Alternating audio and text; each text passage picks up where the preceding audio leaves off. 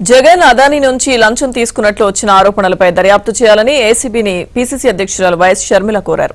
జగన్ అవినీతిని అమెరికా దర్యాప్తు సంస్థలు బయటపెడితే మన దర్యాప్తు సంస్థలు ఏం చేస్తున్నాయని ప్రశ్నించారు. వెంటనే సీఎం చంద్రబాబు జగన్పై విచారణ చేయాలని డిమాండ్ చేశారు.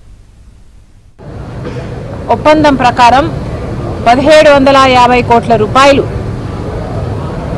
అప్పటి ముఖ్యమంత్రి జగన్మోహన్ రెడ్డి గారికి ఇచ్చేటట్టుగా మాట్లాడుకున్నారని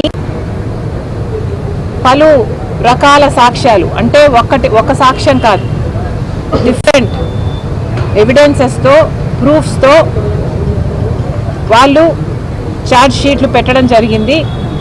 వాళ్ళు ట్రయల్ కూడా అమెరికాలో మొదలు పెట్టబోతున్నారు.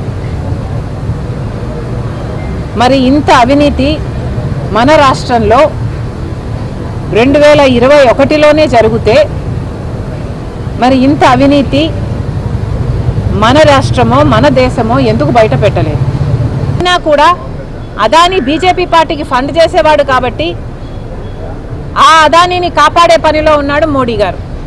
కాబట్టి ఇంతవరకు జాయింట్ పార్లమెంటరీ కమిటీ వేయమని ఎన్నిసార్లు అడిగినా కూడా ఇంతవరకు కూడా ఒక్క ఎంక్వైరీ కూడా పడలేదు అదానీ మీద.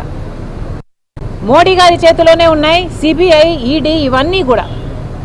కానీ ఈ దర్యాప్తు సంస్థలు ఎక్కడా ఏవి బయట పెట్టలేదు. మన వాళ్ళు కనుక్కోలేనిది, మన సిబిఐ, మన ఈడీ కనుక్కోలేనిది ఎక్కడో అమెరికాలో, ఎఫ్బిఐలో వాళ్ళు మన రాష్ట్రంలో, మన దేశంలో అవినీతి జరిగింది అని వాళ్ళు బయట పెట్టారు అంటే ఎంత సిగ్గుచేటు! అంటే మనమంత చేతగాని వాళ్ళమా? జగన్మోహన్ రెడ్డి గారు ఆర్థిక ప్రయోజనాల కోసం ఈ తప్పుడు డీల్ మీద సంతకం పెడితే చంద్రబాబు గారు ఆయన రాజకీయ ప్రయోజనాల కోసం ఈ తప్పుడు డీల్ను సమర్థిస్తున్నారు. మరి ఇద్దరికీ తేడా ఏమిటి? జనాలు ఎంతో కసిగా ఓట్లేసి ప్రభుత్వం మార్చాలి అని 9 గంటల వరకు 10 గంటల వరకు లైన్లలో నిలబడి ఓట్లేసి మరీ చంద్రబాబు గారిని అధికారంలోకి తీసుకొచ్చారు. మర్చిపోరాదని గుర్తు చేస్తున్నాం. చంద్రబాబు గారు గుర్తుపెట్టుకోండి, ఆంధ్ర రాష్ట్ర ప్రజలు మీకు ఓట్లేస్తే మీరు గెలిచారు. ఆ ఆంధ్ర రాష్ట్ర ప్రజలను ఎత్తిన మీరు మళ్ళీ ఎలక్ట్రిసిటీ భారాన్ని మోపొద్దండి. ఏసీబీని విడుదల చేయండి. ఏసీబీ తన పని చేసుకోవాలి. ఏసీబీ ఇన్వెస్టిగేషన్ చేయాలి.